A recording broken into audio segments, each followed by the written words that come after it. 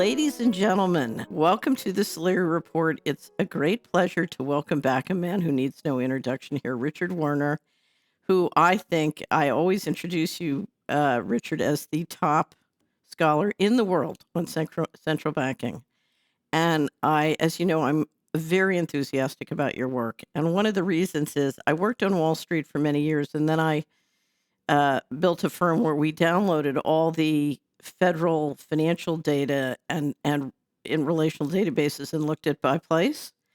And those two experiences defied anything I learned in college economics or at Wharton about how markets and money work. And it wasn't until I found you that I found a scholar who could explain to me the phenomena I was observing. And so Very good. you did I always recommend you did a wonderful speech in Malmo, Sweden in 2022 called The Case for Abundance. And your wonderful book, Princes of the Yen, on the Japanese central bank, as well as the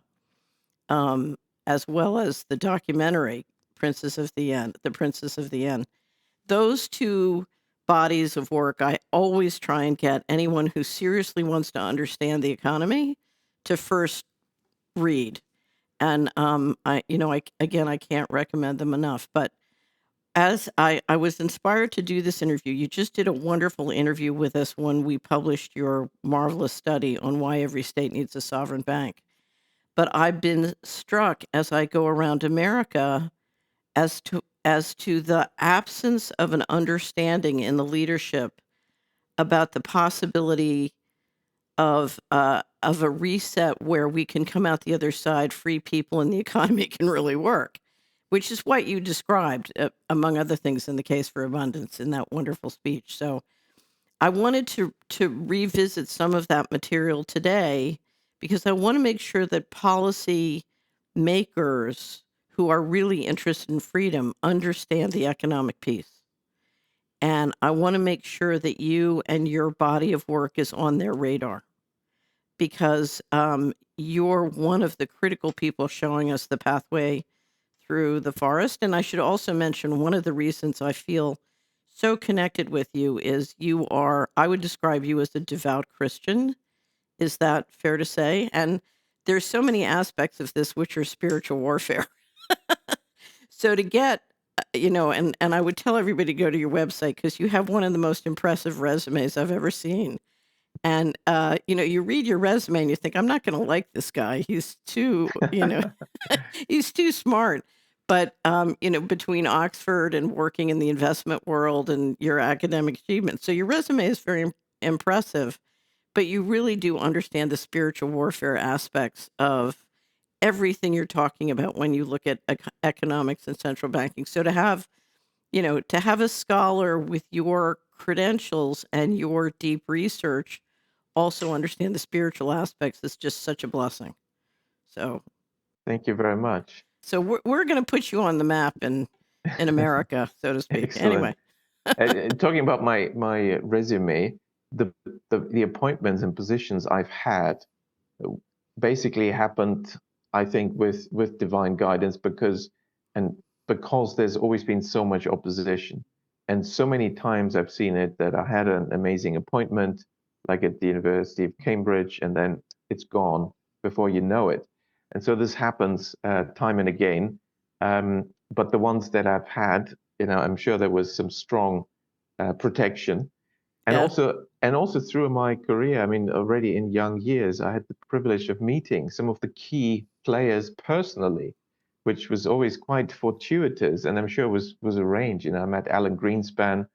I met all the big guys of investment banking and the fund managers, the big U.S. fund managers, whether it's George Soros, Stanley Druckenmiller, Dick Strong, Julian Robertson, and so on. Right. I mean, but also political figures. I've met some of the key figures, whether it's Vladimir Putin in person or others. Gorbachev I've met in person, um, uh, Otto von Habsburg, and so on. So it's been quite a journey of discovery, and I always feel like, in fact, I use this in my book Princes of the Yen.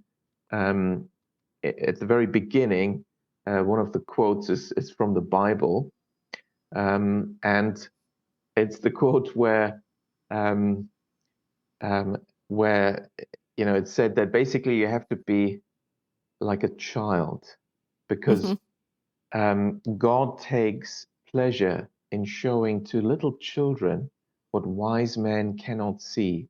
And that's how I've always felt like God was showing me these things, and all these experts seem to have no clue. Well, I've had the same experience. The difference, though, is you then do the deep research. And, I had a great infrastructure in Washington when I built my company in Washington, the goal of which was to help me do some of that research, although I'm not a scholar. And when I lost it, I realized there's no way I can rebuild it because they'll just take it again. But you've managed to do that deep research, and that for example, when you look at the study you did on should Tennessee start a sovereign state bank, that deep research is what is really necessary and compelling for policymakers. So it's an extraordinary body. Well, let's just dive in right at the banking part, and then we'll go to some of the other aspects of a case for abundance. But tell us a little bit about why banks are so important to a local and a global economy. Yes, well, um, banks are really at the heart of what's happening in the economy. Now, ordinary people that have not studied economics often know this and they've experienced this and they know, if you ask just random people in the streets, what's the most important thing in the economy? What are you thinking of when you hear economy? A lot of people, I'm sure, will say money, and a lot of people say banks. And that is quite accurate. Money and banks are at the center. And of course, they're tools, but they're tools that sort of got out of hand a bit, and the tools that need to be used in the correct way. Otherwise, things will go wrong. But they're very important and powerful tools. But when you study economics, you wouldn't know the least of that. I mean, you wouldn't know anything about banks because they're not even included in the models. It's really astonishing. So Um, I drove across America thousands and thousands of miles for years just trying to understand what was going on in the economy. And after you drive into your, 5,000th town, you realize, oh, there's a bank, there's a courthouse, and there's a hospital. That's the control grid. yes, exactly. And of course, if they are local banks, then that is a good system and it's a good way. Um, Now, when you look at economics as a study, as a discipline, as a scientific research discipline, what is actually the result of the last 100 years, 200 years of economics? Of course, we've had fantastic progress in science, in physics, in chemistry, in engineering. There's absolutely no doubt we've had phenomenal progress. But what about economics? Now, that's a topic that they don't like you to consider. But there's a great article that came out in one of the leading mainstream economics journals, top rated American journal, a Journal of Economic Perspectives. And it's two Stanford University professors, so mainstream professors of economics. And they wrote about macroeconomics. And as part of that, in their introduction, they let slip the accurate track record of economics in the past century. Namely, I mean, they have a different purpose in their paper, but they thought this is a nice, catchy way of leading in. But by doing so, they revealed the truth. Namely, they said that what are the key questions we're asking in economics and macroeconomics? And then they say, actually, they're the same questions that economists have been asking for the past century. We're still asking the same questions. Of course, the implication is because we don't know the answers. And what are these questions? I mean, they're really basic stuff. Number one, what explains the business cycle, the up and down of the economy in the short term? Um, and then number two, monetary policy. How does it work? Wow. Fiscal policy, how does it work? How does it affect the economy? And fourthly, they say, oh, and why do some countries do better than others? In other words, again, the same question as the first, what explains economic growth, but this time in the in the long run and comparatively why some countries do better than others. So these are all very fundamental questions.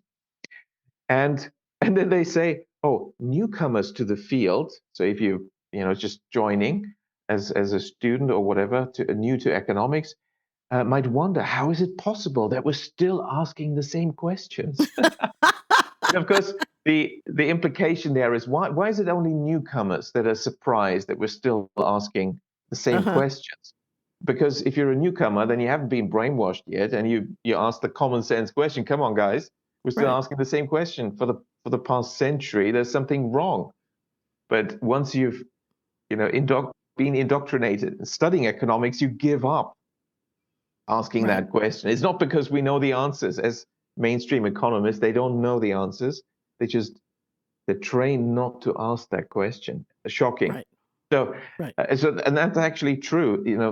There has been no progress in mainstream economics for. They admitted 100 years. I would say it's 200 years actually, because it started with David Ricardo in the 19th century. This classical mainstream Mm-hmm. economics. And also, if you look at the world and economic policies, the most active institution in implementing cut and paste identical macroeconomic policies across the globe have been the IMF and the World Bank, Mm-hmm. essentially telling more than 100 developing countries for the last 70 years what to do. And they have means to enforce that, including, well, there's the carrot, money, and there's the stick. If you don't, and if you break a promise against the IMF, then there would be serious consequences Right. down to various economic sanctions and further regime change even as the next layer. So they've clearly had the power to implement their policies, and they have. And so officially, the goal has been to deliver economic development and prosperity. And they've done this for 70 years, given this advice and implemented it. But name one country in the world that, on the basis of this advice, has actually succeeded in moving decisively from developing country status to developed country status on the basis of these policies. There is not a single one. Right. There isn't any. So Right. the track record has been dismal. Now you could say, well, hang on, there's China, there's Japan, Korea, Taiwan, well, Singapore. Well, yes, these in fact I've just named the countries or areas that have been that have been the only ones that moved from developing country status to developed country status in the 20th century. There's only a handful. That was them. But they did this on the basis of very different policies from the IMF and World Bank policy. In fact, Right. what they've been doing has been forbidden explicitly by the IMF and the World Bank, and is essentially been the opposite of what the IMF and the World Bank have been saying. So the track record in economics is dismal. Now, Well, I would say that the leadership specifically allowed them to develop. So there were, certain countries, think of it like a license, and they had a license to truly develop. they had a license to take the right Right. development policies. Right. You're right, because for example, other countries like Germany, they currently are being given the job to deindustrialize and create a massive recession and bring Europe's economy down, and that is what's currently happening in Europe. So yes, there are behind the scenes parameters. Um, Still, the fact is we also need to know what are these policies, and we should demand them, because that's back to your question. We can have prosperity everywhere. Right. We don't need to have underdevelopment. We don't even need to have a recession. It's totally unnecessary. And that is the shocking thing once you realize, because when you study economics, they certainly won't tell you all these things. But the fact is, I just want to point out, yeah, and you were very clear about this in Malmo, we can do it with while healing the environment. This does not exactly. have to be environmentally damaging whatsoever, quite the opposite. Exactly. Right. Exactly. Now that's the other red herring, and misinformation that's been spread. I mean, it started really half a century ago with this report by or for the Club of Rome, Limits to Growth.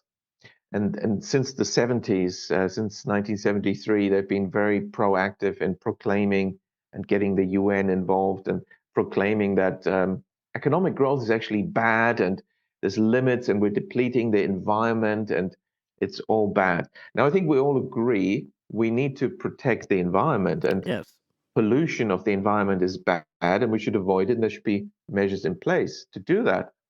But that's actually not the point, because what they're arguing now is economic growth is the enemy, and they've argued this since this Club of Rome study, limits to growth. First of all, there are no limits to growth. Right. That's already completely false. So ever since I did the relational databases and the simulations in the 90s, I said the only limit to growth is our imagination, because Precisely. intellectual capital can add fantastic amounts of living and financial equity infinitely. It's a matter of our time and imagination. And then I forget how you said it in Malmo, but you said essentially the same thing, and I was just like, oh, thank God, finally a Yes, scholar who it can is explain absolutely this. true. It is Yeah, absolutely true. In yeah, fact, yes, let me explain this, why this is true. First of all, this claim that growth is the enemy, and therefore they're even arguing now we need degrowth, we need like reduce growth. In fact, we need to have zero growth or negative growth, which is quite extraordinary. That's complete nonsense. So, first proof that this is nonsense is just imagine we've succeeded. In fact, Germany has succeeded, right? So Germany has had zero or negative growth for the last year and a half, and that's still ongoing. Okay. So they've got degrowth. Congratulations. So does this mean that there's no environmental pollution in Germany, and there's no, suddenly we don't have to worry about environmental damage? No, it doesn't mean that. We still have to watch out. In fact, they just late last year gave permission to entirely erase an ancient forest that's almost as old as Oh, the you're Roman kidding. Empire. Yeah, goes back to almost the Roman era. And the Germans love their forests, and they've become Right. smaller and fewer. But it's an ancient forest is being was cut down in order to install, you guessed it, photovoltaic panels, for solar energy. Oh It's my ridiculous. God. The other thing they're cutting down trees for and damage the environment is, of course, the wind turbines. Right. Now, Canadian government is another case in point. So they have all sorts of woke and allegedly, degrowth and environmentally friendly policies, and they're clearly not in favor of growth. Yet they continue to cut down these ancient giant trees, these 2,000-year-old giants. And that's still happening. And the population the local population in Canada is demonstrating and is trying to get the government to protect them, but they're not. So you see, it's not about protecting the environment. Right. And so the first point is, even at zero growth, we still have to watch out because you can still damage the environment. So it's not really growth that's the issue. It's environmental damage that we need to stop. Now, so what about growth itself, economic growth? Well, here's the other second proof why economic growth is not the enemy at all of environmental protection and environmental sustainability. Um, but it's because economic growth is just a statistical concept. That's all it is. It's nothing physical. It literally is not. GDP is nothing physical. It is a statistical concept, and a statistical concept cannot hurt the environment. Right. Now, it is, and in fact, I dug into the history of the statistical concept because, I found empirically when I studied the various data series and also trying to debunk the false economics. For example, there's this. Actually, let me start with this because the one thing that all these different schools of economic thought agree on is if you lower interest rates, you get higher growth, and if you raise interest rates, you're slowing growth. And whether you're a classical economist like David Ricardo, or neoclassical like Alfred Marshall, or you're Keynesian like Keynes, or the followers of Keynes, Tobin, and whatever they're called, or whether you're a Friedmanite monetarist, or more recent, real business cycle, dynamic stochastic general equilibrium macromodels, or even alternative approaches like Austrian economics, they all agree on this. By the way, they're all equilibrium economics. They talk about equilibrium. We'll come back to that. And they all agree on this point that if we lower rates, that leads to higher growth. And if we raise rates, that slows growth. And of course, central bankers have been propagating this for the past, well, half century at least, on a daily basis. And the journalists have been, just parroting it. And because it's been repeated so much, everyone assumes, and clearly lay people quite rightly assume, well, if that's what all the experts are saying of all these different schools of thought, surely it's true. And surely there's hundreds of studies that have long demonstrated this, and it's proven, done and dusted. Well, I looked into it because I always found that when I did empirical work that it wasn't true, and the truth seemed to be the opposite. But I try to be careful, and so I said, okay, well, let's do a proper study on this. And what I found is that there's not hundreds of studies proving this. In fact, there's not a single one. There's zero studies proving this. There is no evidence for this whatsoever. So then I got a top econometrician, and we worked on this because it was clear to me that it would be very carefully examined, and it had to be state-of-the-art econometric statistical techniques. And we did for the first time an open-ended piece of research where we just say, okay, what is the relationship between interest rates and economic growth? And instead of the official narrative that, lower rates lead to higher growth, higher rates lead to lower growth, we found that interest rates and growth are not negatively correlated, but the opposite, positively correlated. And the direction of causation is not from interest rates to growth, but from growth to interest rates. So it's the opposite of reality, what they're telling us.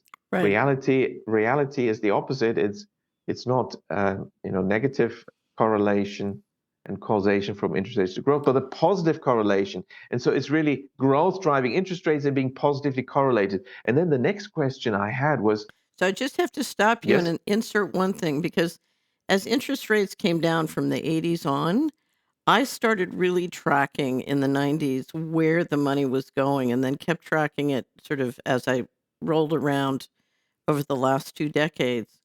And I saw, as part of this, there was a whole regulatory package that came with it. So it was both the lower interest rates and the regulatory package. But the goal was basically to move money from the productive to those who are centralized in control. So you were sucking money out of the productive part of the economy and trying to shut it off and move it to those who are centralized in control, who happen in many respects to reduce productivity. And it was exactly, it came with a exactly. regulatory package, right? Exactly. In fact, the question, where did the money go, is the question that economists asked in the 70s and then 80s, because they noticed that the old quantity theory, money is related to nominal GDP, wasn't holding anymore. The money supply was rising, but GDP was not really rising as much. So where's the money going? And I Right. solved that puzzle as well with my general quantity theory by showing that this was a special case because they're assuming quite wrongly that all money goes into GDP. It's not true. They leave Mm-hmm. out financial transactions, asset transactions. They're not part of GDP. And of course, money is used for them. And in fact, nowadays in many countries, most of the money is used for these asset purchases, purchase of property rights, financial assets, and so on. And therefore, we have to split money into two streams, money to the real economy and money for asset transactions. And then the puzzle is solved. That's where the money went. It went increasingly not into the real economy, not, as you say, for productive investment, but into asset purchases. And so the chain of causation is this. Um, the the money creation, and we have to talk about that next, because that's, of course, what banks do. They create Mm-hmm. money. Um, that's driving this. The money creation process, and it's controlled ultimately by the central bank behind the banks, that's driving the economy and asset markets. And the amount of money that's created by banks for productive business investment, that determines your economic growth. But they've been reducing that. Therefore, growth has come down. And as growth comes down, interest rates follow and come down. And that Right. explains why rates have been coming down and down and down. Of course, they reversed that when in March 2020, they adopted my QE2 proposal, which originally developed for Japan, 1995, quantitative easing for a deflationary shrinking economy. You want to kickstart the money supply. The central bank can do that. I argued if it buys assets from non-banks, and Right. then it's forcing the banks to create credit and push it into the economy. But they did this in March 2020, the Federal Reserve, and you had noticed this BlackRock plan, which was Right. quoting my QE2. They call it, Right. as you pointed out, going direct. Right. And they did this in March 2020, which is massive money creation. So 18 months later, we had to have significant inflation because they're revving up nominal GDP growth, which is what they did. And then rates go up. Um, and so this is really the chain of causation. Now, just to come back to the earlier point, um, about degrowth and GDP. I also wondered, well, okay, so why do we observe then that nominal GDP growth and nominal interest rates, the 10-year benchmark bond yields, they're almost, identical. They always move together with growth, the economy usually slightly faster first, and then interest Hmm. rates following, but they're almost always at the same level. And why should that be? And I had this hypothesis. I thought, well, actually, what is GDP? You see, it goes back to how GDP was designed. And I said it's a statistical concept, but Right. who designed it and for what purpose? It had a purpose when it was designed. Right. Now, I thought surely it was designed by the bankers and it was designed to gauge the ability to pay for a whole economy, the ability to service debt, which the bankers were happy to lend. The best Right. borrower is always the government because it has the power to impose taxes on all of us to pay back the Right. bankers' loans, Right. which is the old trick. That's why we had then the creation of the privately owned central banks and so on. So, but that from that follows that if you're a banker, so you want a good measure of the ability of an economy to generate income. That's why GDP, I mean, it's the product side, but it's equal to Hmm. national income and is equal to national expenditure. They're identical. Right. And it's really the income side the bankers are interested in because because it tells you how much can we raise rates. Rates, If you're going to put the whole society in a debt trap, you need to know how much you can push the limit. Right. yes, exactly. And of course, if you want to max out in the long run, then you don't really want to overdo it because that leads to a crisis, maybe too early, or the type of crisis you don't want. The ideal situation is where you max out on the interest rate. It's very high, but just bearable. Because and that means interest rates are as high as income growth, GDP growth. If interest rates are higher, then clearly you can't service it. Now, that is possible for some countries Uh when huh. they are the anchor of the monetary system, like the US, but that's a special case. Right. But the original logic for defining GDP was to find out what is the ability to service debt. And now, so next I thought, okay, so if we want to find the origin of national income accounting, my bet is we have to go to England, just around the time the Bank of England was created, 17th century. And bingo, that's exactly, I mean, basically you find things when you know the answer and you know where to look. So I found Uh huh. that is where national income accounting started. There's two guys who worked for the Dutch original founders of the Bank of England. And they worked already in the years beforehand. Their job was to gather the statistics on economic transactions, incomes, taxes, and then put it together. It took a few years, and it was just ready just in time for the launch of the Bank of England in 1694. I write about this in a little booklet just published called um, my advice on long-term sustainability, and I can give you the link. Um, Okay. and so that's actually where this GDP comes from. So it's designed by bankers to get the ability to service debt. That is the original meaning, and that explains why, surprise, surprise, 10-year interest rates, long-term interest rates, and GDP are actually usually around the same levels, and interest rates follow GDP. So we saw something quite extraordinary in America in the 80s and 90s because we saw the legalization of usury. And one thing that happened is the interest rates came down, it came down for certain sectors, but other sectors it went up. So we literally saw, for periods where the New York Fed member banks can borrow at 0%, and the average American credit card is 17%. And the arbitrage between the retail rates and the bank rates are extraordinary. Yes, of course. And essentially, the monetary system is the tool that is used to distribute wealth.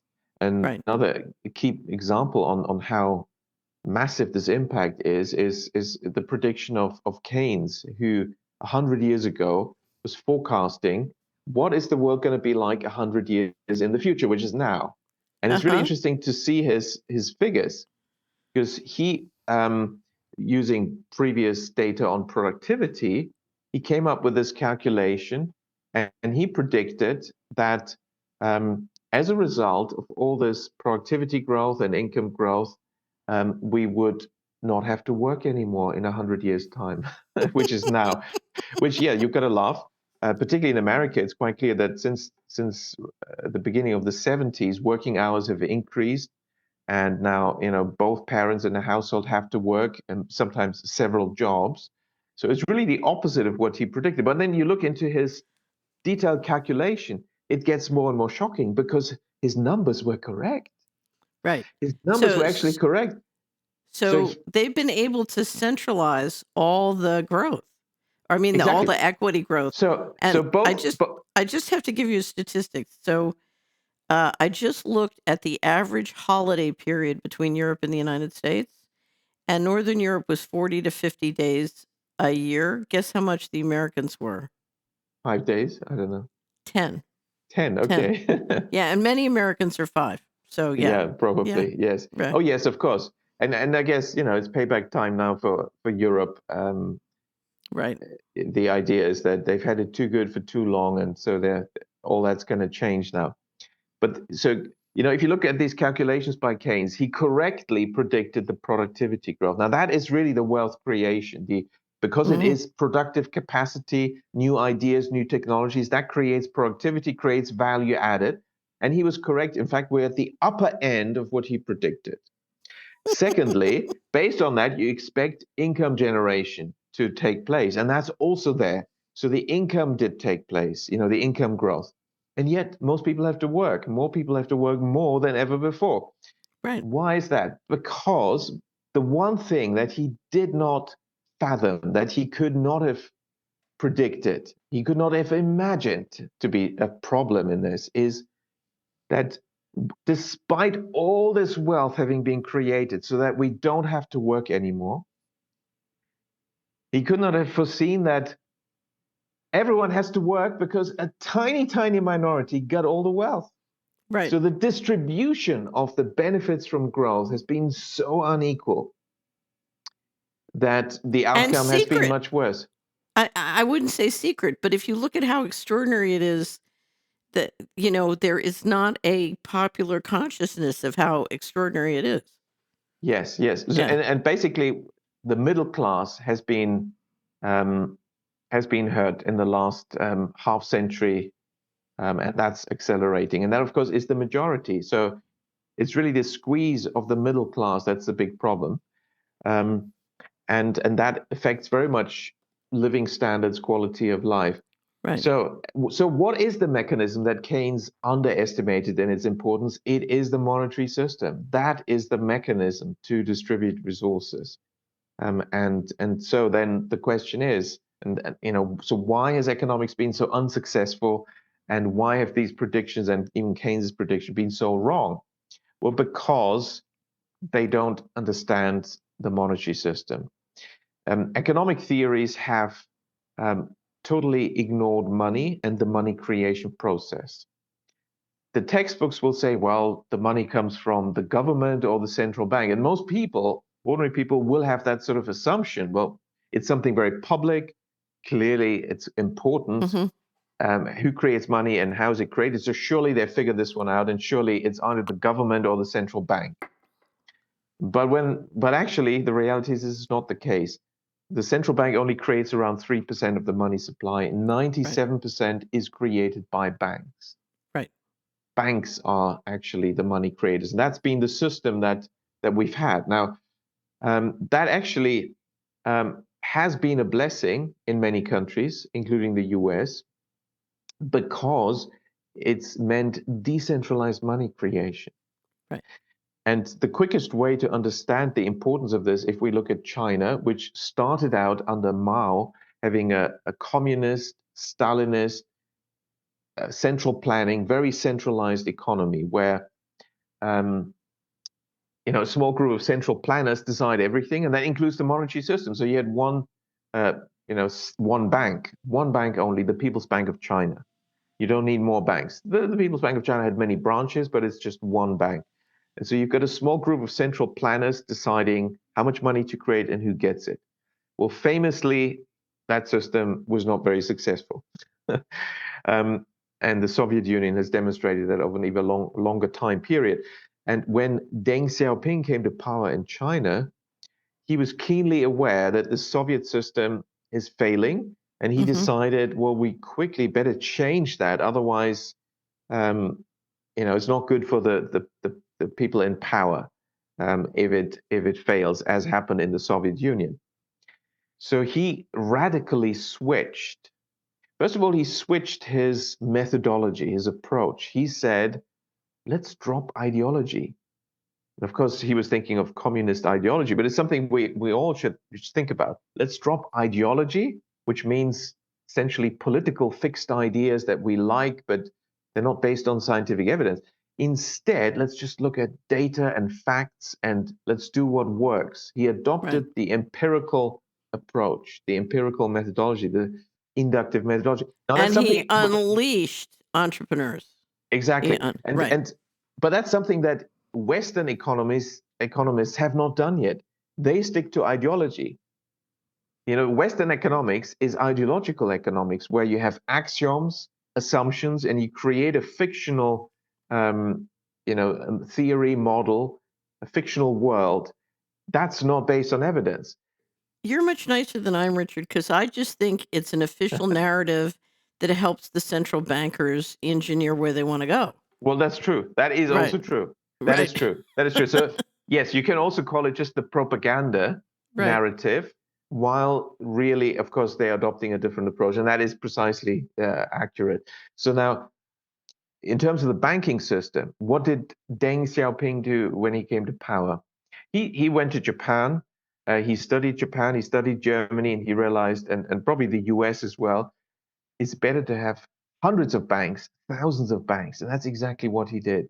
So he switched from a system where you had maybe 5 people determining centrally the money creation and allocation to a system where you have currently, around 5,000 banks, and each bank will have dozens of branches, and each branch will have dozens of loan officers. In fact, in total, you will have hundreds of thousands, if not millions, of loan officers across the country, and they accept applications and they make calculations.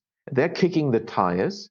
And then tell me which system is likely to be more successful, where you have got 5 central planners deciding the whole economy and money creation for the whole country, or where you have 1 million people on the ground constantly engaging with entrepreneurs, with proposals, with applications from small firms, kicking the tires, checking it out, and then making And decisions.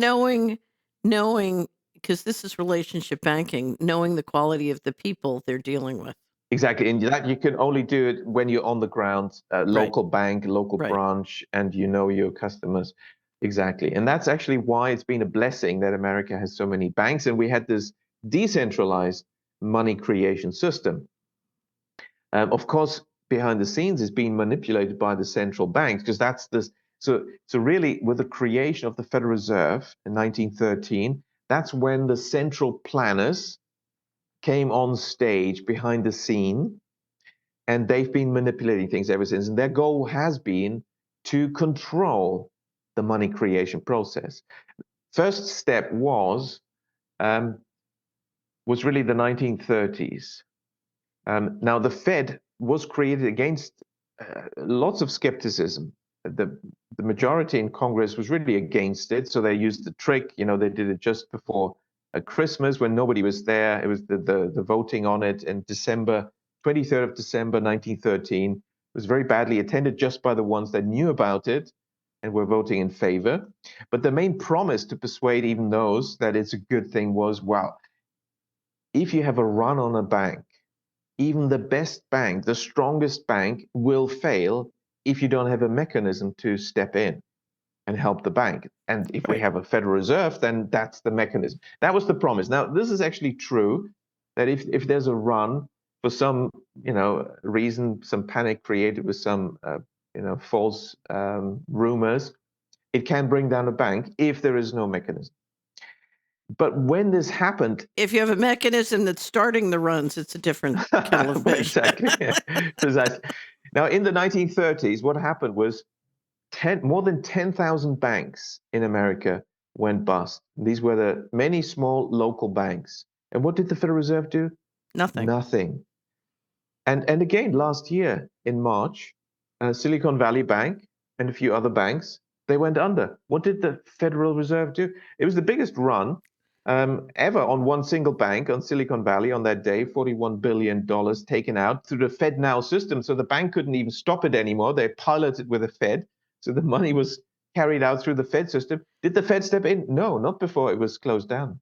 One of the largest owners of the New York Fed and one of the most active agents for depository for the US government was in fact on the other side. They were helping them go down, they were poaching them, and they were exploiting the whole situation. Exactly. I mean, Doing quite the opposite. precisely. So the whole thing, I mean, if you look in the details, it looks extremely orchestrated. But again, that's been the record of the Federal Reserve. So the promise was, oh, you need a Fed, then you can step in when there are runs on banks. Well, they didn't step in the 1930s, and that's how the face of America was changed dramatically in the 1930s. And you mustn't forget that at the same time in the Soviet Union, they were doing the collectivization. Farmers' land was taken, was stolen, was taken by the government, and they created these huge coal shows, agro combines. Well, actually, the same thing was done in the US through the banking system, through the Federal Reserve, because what happened was that 10,000 small local banks, farmers' banks that had lent to local farmers, were bankrupted. The Fed did nothing to step in.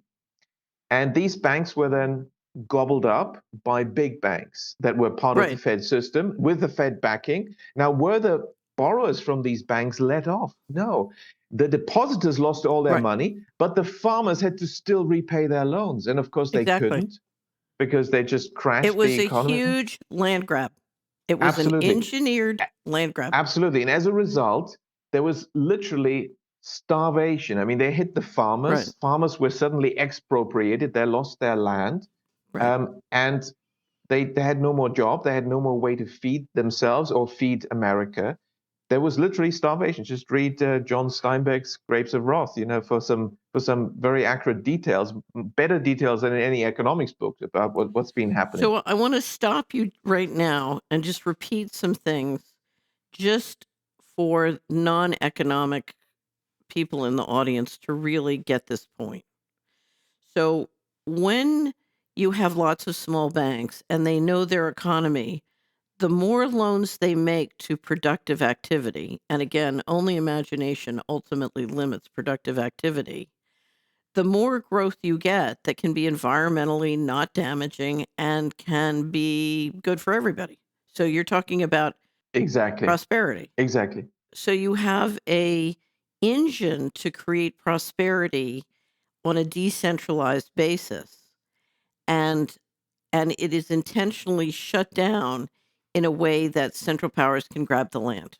Okay. Exactly. Exactly. This is what happened in the 30s, and this is one of the things it's so important to me to prevent from happening again, because it looks like all the forces Exactly. are arraying to they're working up to a couple things, but one of which is a land grab. And so it's so important to understand this point, that there is a prosperity engine. There's no economic problem. There's a prosperity engine, and somebody's shutting it down so they can do a land grab. And that Absolutely. prosperity engine must be protected at all costs. Exactly. And there's no reason to think that it can't be highly successful economically. Exactly. And I just want to make one point. When interest rates were coming down, the bank regulation hitting the community banks in America was forcing them to put everything into their investment portfolio and stopping them from making loans on Main Street, which are the engine of prosperity.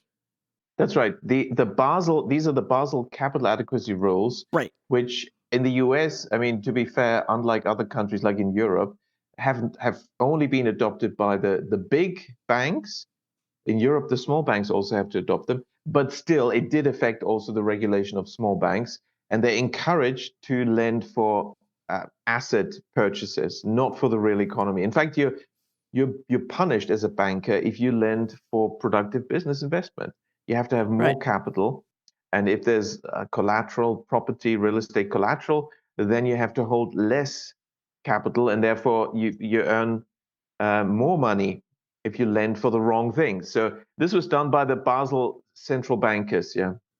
Well, but there was another part of this dynamic, Richard, and that was as the interest rates came down, of course, the government borrowed more and more, putting everybody in the debt trap.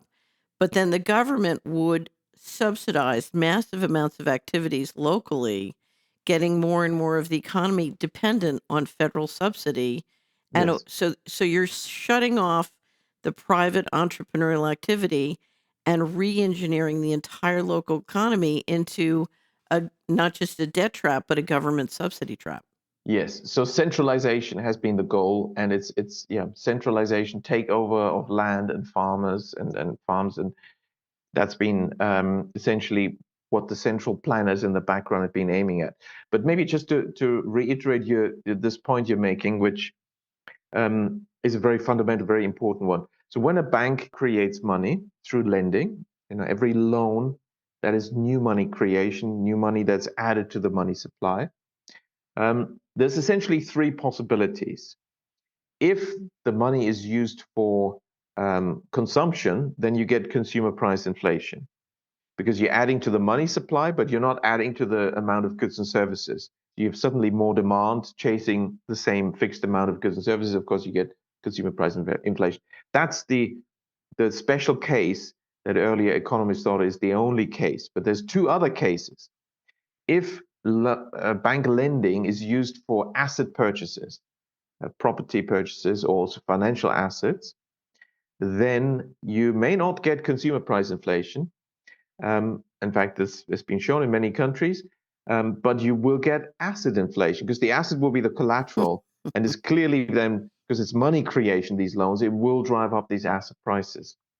And that's been happening, of course, in the US, in the UK. We had a huge asset bubble in Japan in the 80s. Only now has the Japanese stock market recovered beyond the peak of the bubble of the 1980s, peaking in 1989. Only just now, just the last few days, have they managed to come back, after so many decades. So that's the second possibility. Bank credit for asset purchases results in asset inflation and then usually banking crises because you're leveraging the banking system more and more and you're driving up asset prices, usually 100%, 200%, 300%.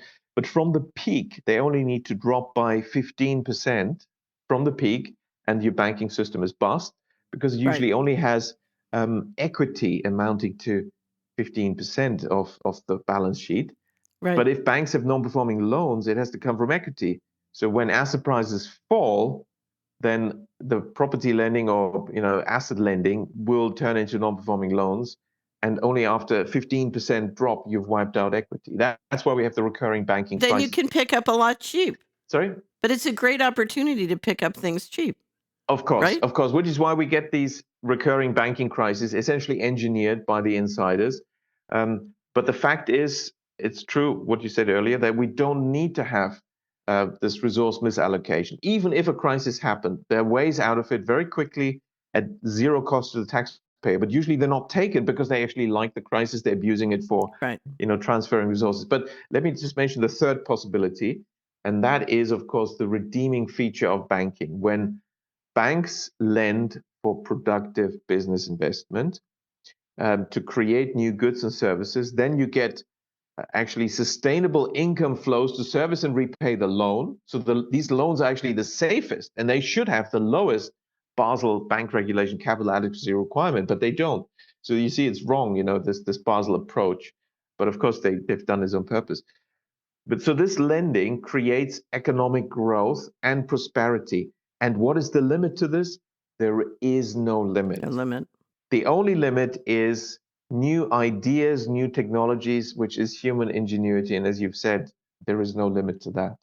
Right. That means, of course, we can have 10% growth, we can have 15% growth, 20% growth. It's all possible. So much prosperity. What is holding us back Right. And is that growth. currently our lack of knowledge and the wrong use of the system. Right. Because we have a banking system. America has a good decentralized banking system. So the infrastructure is there. It's just being wrongly applied. And Right. so we artificially have far lower growth. And you pointed out in the last few decades, economic growth going down and down and down and down. And the number of banks going down, the Fed keeps killing banks. It's killed 10,000 banks in the last 40 years. The ECB has killed 5,000 banks in the last 20 years. And of course, growth goes down as the central Right. bankers don't allow banks to create more credit. They give the wrong regulatory incentives. And that means there's less prosperity than there should be and there could be. Richard, if you want to use new technology to build total central control, I would say the system is working quite well. Yes, exactly. It's working Right. for the central planners and it's been Right. abused and distorted for the aims of the central planners. Right. So we have to reclaim it. And so people should be aware that there's nothing, intrinsic that prevents us from having more prosperity. We can have abundance, and this can be built because America is a federal and a decentralized state politically and also economically. There's a lot that can be done on the state level Right. because, as I said, the infrastructure is there. We just have to slightly rejig it and make it as easy as possible. For example, for banks, for local state level banks, to decouple from the system. I want to stop you now and describe my greatest concern about what is happening at the state level and why it's so important that we all start listening to your work. If you come to most states, especially in the southern states, people own a few resources. They have a bank account, they have cash, so they have dollars, and then they have real estate, and they may have a small enterprise or a small farm. What they don't have is they don't have gold and silver. Few may, but not a lot. And what they don't have is they don't have big Bitcoin or crypto positions. A few might, but it's relatively a scarce resource. Because the Constitution provides for states to issue silver and gold coin, you have a huge push to get banks or states to do bullion or to do digital bullion systems, combined with crypto. All of which I think are good ideas, but if they're the only thing that happens, you're going to wake up where the vast majority of the population, if the Fed plays games or shuts off or controls dollars, they're completely in a short squeeze and they suddenly have to sell their land to get gold or crypto.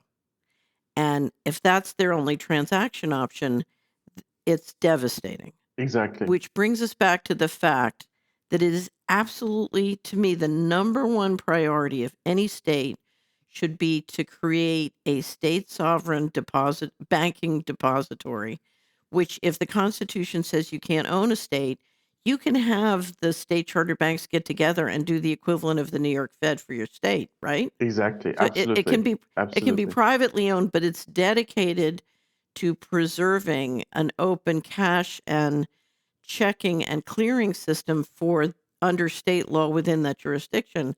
And then as part of that, you need to do everything you can to preserve, the number of banks you have and not let your banks get run or consolidated. Exactly. That has to be number one because everyone, the state, the local government, and the citizens are totally dependent on dollar liquidity. And without that, we're all toast. And Exactly. right. Entirely agree. Exactly. So as you say, I mean, I also think it's good to have gold and to have, Yeah. gold-based mechanisms, but also we shouldn't just rely on that because not everyone will have gold. And there, Right.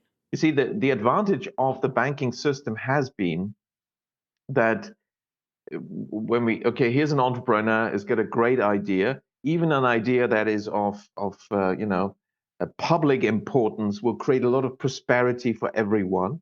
Surely we want this idea to be implemented, but let's say that we have a system where the money supply is fixed by the amount of gold we have, and it's currently already deployed. So we just unfortunately can't give purchasing power to this entrepreneur to implement the ideas. That's the system without a bank, when there's no bank. And what a bank can do is it does make this assessment. It very Right. critically looks at loan applications. Is there value added in this? Is this viable? Looking at the financial projections and so on, and and then the bank has the right to create money. Now that's something we can do and states can do, because the amazing thing is that while banks have essentially the monopoly on money creation, the money that they create is not legally privileged, because Mm-hmm. it's simply private company credit. That's Right. all it is. Right. And therefore, there is nothing to stop a state level public institution, or of course also private institution, if they have enough backing from the public, to create alternative private company credit to expand purchasing power and implement these great ideas that we need. An Right. example, If you yeah. walk into my bank up in the boardroom, they have frames of the currency that they issued long ago. Exactly, exactly. Right. And that shows it, because we call it banknotes for a good reason. It used to be every bank Right. issuing their notes. Paper money from the Federal Reserve at law is still only a promissory note. Right. And that's what all these banks in the past were allowed to issue. That's what banks do. And then you could see the money creation much more directly, because essentially when you got a loan, they would give you the money they'd just printed. So I don't know if you're aware of this, but at the height of the Depression, before FDR came in with his big spending programs, there's approximately 3,100 counties in America, and there were approximately 3,100 local currencies in America, because people realized this. They needed a way to transact, and there was economic activity that wanted to happen, and so people created local currencies. And then when the tsunami of money came in through the New Deal, it basically wiped out the local currencies, and I've always believed intuitively there was a reason for that. Exactly. Yes, yes, it's true. It was the same also in Germany in the 1920s. Lots of local currencies sprang up, and then 1930s again. But the central banks always clamped down on this. Right. They clearly didn't like that. But it's possible. It can be done, and I think we should prepare the systems for this, because and that's the important thing to understand. There is no reason why in a crisis situation we should not be able to expand the money supply. They will have another squeeze. Yeah, They absolutely. will they will try to then take everyone's assets, collateral or otherwise, in a squeeze where they reduce the money supply. But it's possible if you just have local public institutions or state level institutions, could be county, could be town, city institutions, to expand the money supply and hold against this. And that has, when it happened, it has been always very successful. So here's the state of play in America, and this is just my anecdotal experience. The state legislators are being hit with a tsunami of proposals to help with the land grab. And they're being hit with a tsunami of proposals to encourage sound money, whether it's gold. It's pretty much gold and silver because of their constitutional provisions. But when you try to focus them on the bank and the importance, it should be all the state chartered banks who are in the state legislature saying, we need this to make sure we're protected when the boom, when the game is upon us. But the bankers are not in the door and pressing for this. And so what I'm trying to figure out is, how do I help the state legislatures understand this is the most important thing? Without this, we can do a lot to protect the land, and we can do a lot to make sure the state has bullion and a bullion depository and all sorts of other things, which I think are great ideas. But without the train tracks for fundamental financial liquidity, we're toast. How do I make this case? Yes, yes. Well, I suppose the case for a state level bank is one that sort of unifies a lot of these possibilities in one institution. Of course, you can also do it differently, but by having a bank, a lot of people, quickly understand what you mean, and they see Mhm. the advantage. And there's the example of the Bank of North Dakota, state level bank that's backing all the banks in that state, and that's been very very successful. It's been going strong for a century. So um, it's a concrete um, proposal of what can be done. And Right. setting up a bank, a bank is basically an accounting ledger, and the rest is common sense with some good accounting and some business experience. So it can be done. Every state could have it. The money you need is very limited. It can be provided by the state and will not be lost. In fact, will be increased by being a Right. shareholder in that bank. And of course, citizens could also join. I mean, that's however you want to set it up. So I think that's a very concrete way of trying to explain it. Money is created by banks. Well, let's have a state bank to make sure we have state level money provision whenever needed. So I'm headed back to Tennessee the next week, and I'm hoping I can get with more bankers and find out. So the other thing I'm finding, Richard, as I travel in America, is it is remarkable how many very intelligent, educated, aware people have no idea that a total control grid is coming their way. They don't see it and they don't understand the danger of it. And you, not only are you remarkable in your ability to explain why we can have an abundant economy, but also and I think that's important because I believe we do need a reset of some kind. And but I would like a reset that builds wealth and keeps us free. But you're also very remarkable at warning people about the control grid that's coming. If we don't do these things, Yes. we will find ourselves in a very bad place. So maybe if you Mm. could just describe why it is essential to provide this kind of banking capacity and infrastructure and what will happen if we don't. And I really want the bankers to understand because they're all going to lose their businesses. Exactly. That's right. So it started with, I mean, the thin edge of a wedge was the creation of the Federal Reserve, and the central planners have ever since been anti-bank. In the 1930s, when push came to shove, the Federal Reserve ensured that more than 10,000 small local banks went bust and depositors lost their money. And the Federal Reserve could have prevented this, but was quite happy with what happened. And that is the track record. And since then, post-war, number of banks just going down and down and down. The same in Europe. This is what central banks want. They want to concentrate their power.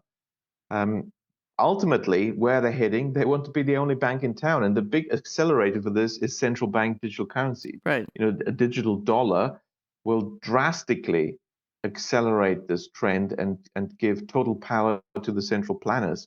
Because ultimately, it's the central bank saying, okay, well, we're not just the bank regulator. Actually, we're now going to take away the business from the banks and we're going to do that business. You're going to have an account with the central bank, which of course is the unfairest competition you can imagine. If the umpire steps into the game and says, I'm going to score the goals now. It's also a takeover of the fiscal side of the house because now you have taxation without representation. Exactly. And CBDCs, which are programmable, they are actually also fiscal policy. And Hmm. that means you're taking away the last area of power that politicians have had, whether they've used it wisely or not, which is fiscal policy. Normally you have parliament, you have votes, about budgets and all that. Well, that's going to disappear because it was all be decided by the central bank how resources will be allocated, and Right. there will be technical reasons why this is more efficient, we will be told, but clearly it is the central planners not just tackling the banks, they're also going to take away power from legislature. They can program all the policies into your money. So If they don't want you traveling more than 15 minutes from your home, your money won't work 15 minutes. All those policies can be, built Exactly. into. And they're doing this at the moment under the guise of, oh, it's because there's a climate crisis, they claim. Therefore, we need to just act and we can't worry too much about these constitutional details and political details. We just need to tell the banks, okay, for these and these things, you're not allowed to lend anymore. And nobody's stopping them. They're already grabbing the power that is Mhm. absolutely not theirs to make these resource allocation decisions. And that will only get worse. I mean, the other maybe concrete example is again in the 1930s. This, uh, in the Great Depression in Europe, in fact, in Austria, which was as much in the Great Depression as Germany, um, the economy was shrinking. Unemployment was 25%, and there was a town called Wörgl in Tyrol, North Tyrol, in Austria. And the mayor had been a bit of a thinker, reading books about the economy, and he was aware of money creation and so on. So this mayor faced the situation where a quarter of the population or of the working population was unemployed and therefore not working. But he had lots of work to do. There was bridges to build, roads needed mending, some public buildings needed construction. There was so much work, and he thought, this is crazy. The community, the local community needs these jobs done, and here all these people unemployed. Well, I'm just going to hire them. Well, I don't have the money. So, we're given the impression, oh, there's a resource constraint. But everyone can see that this is nonsense, right? Right. The people are there, they want to work, Right. and also, um, the mayor has jobs to do. But the system would give you this impression and would want you to believe, oh, there's nothing you can do. It's a crisis.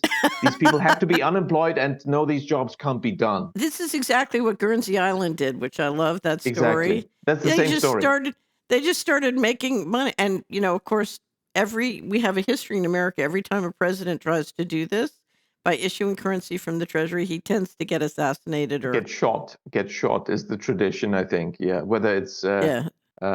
what is Garfield or Lincoln or Kennedy. Yeah. Jackson tried to shut down the central bank. He took a bullet and lived, which is, the Tennessee guys are tough. Yes. No. So this mayor then issued. He was careful. He called it a receipt for work done to the community, and that's true, right? Right. If you worked 8 hours building the road for the local community, of course we're going to give you a receipt confirming your job done. And then he persuaded his wife, who was running a local grocery shop, to accept this. To buy, of course, the poor guy needs to buy food now, and of course you're going to accept it, aren't you? He's worked for our community. Okay. Well, I need to get all the groceries from the farmers.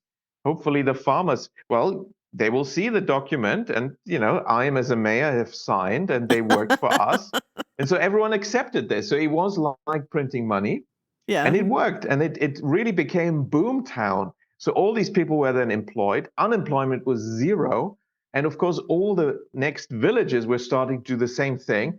And it really then actually made a big change. It was national news, then international news. Irving Fisher from the US had his researcher flown in to interview people and find out more. And that's when the central planners stepped into the picture, the Austrian central bank. Right. And of course, their argument was very clear. What was happening was criminal because they've been working very hard on creating this Great Depression together with other central bankers. And they spent the previous decade in creating all these conditions and then busting the banking system and reducing credit creation and getting everyone into record unemployment. And there's this lowly mayor just ending the Great Depression without their permission. So clearly he was a criminal, and he was literally threatened with. The public prosecutor threatened him then with imprisonment if he didn't, under charges of forgery or all sorts of things. So If he this didn't is stop, he why. stopped, and the whole place went back into the Great Depression, and the central Right. bankers were happy. And that shows you on which Right. side the central planners are. So this is why when you do this the next time you want to keep it secret. No media, just sneaking around, right? Yes, it can be done Yeah. because we have the means. It is not as if you need great technology to do this. Even Right. simple paper receipts can do the job. Um, we have, you mentioned Bitcoin. Bitcoin has a Right. public key and a private key, which is a bit like the old system of tally sticks, which they used to have. Here's one. They Uh-huh. used to have this in the Norman Exchequer in England. It was in place actually for 800 years. Um, and you have notches here to Yeah. denote a particular amount. This is 2,123 pounds and a few pennies. Wow. And then it was split. And the short one is the foil, which is kept in the Royal Treasury. The long Uh-huh. one was the stock, which circulated as evidence that you've paid your taxes. And because of that, could be used in the exchequer as tax evidence that you've paid taxes. It was therefore used as money. And the government could go out and spend with this. It was forgery proof because, of course, with money, the important thing is, can it be forged Right. or not? But it's like a fingerprint, the grain Right. in the wood, the grainage is unique. And if you wanted to check they fit together, then they tallied. And if the foil did not match um, the tally stick, the stock, then you were foiled. And so this is where our Right. expressions come from, including the expression for the check, because there was a big chessboard-sized abacus, Uh-huh. um, after which the exchequer is named, and that's where the word check comes from. Which was used for the calculations for this system. So this is a monetary system, and it's like Bitcoin, public key, Mm-hmm. private key, where you check whether they fit together. So it can be paper, it can be wood, it can be just an Excel spreadsheet on, say, the Right. local town mayor's computer, maybe sealed off from the internet, and Right. everyone has their name in there. And you can just create tax credits and shift them around and have bookings. So there's many, many possibilities. But of course, having a local Right. bank, do it because they specialize in this as their daily Right. business is the easiest, and there's already a lot of credibility. And that's Right. why strengthening local banking and have state level banks is probably, in terms of just having the ready infrastructure for local level money creation allocation, is probably ideal.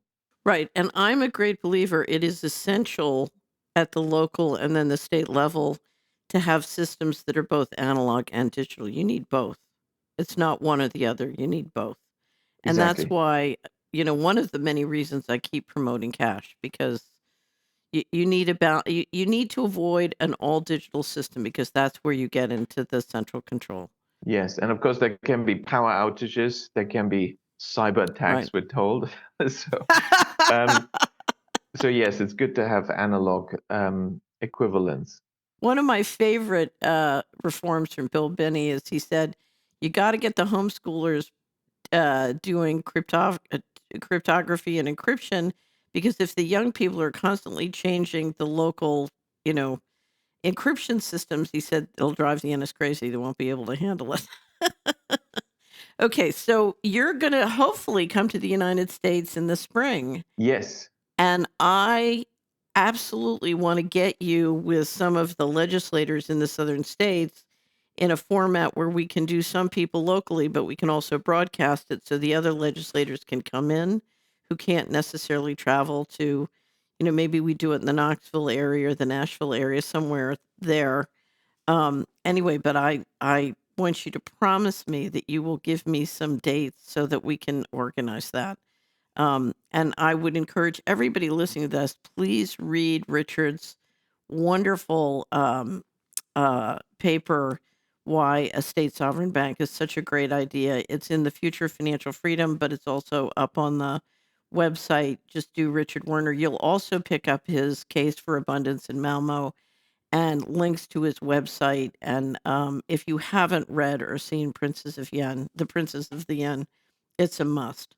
And of course, you'll find his website too. So, Richard, I just can't thank you enough for your work. And we need to get your message, clearly in front of the policymakers in America who are making these decisions and are pressured from all sides to help the other team do the land grab. And they they want to shut off the liquidity.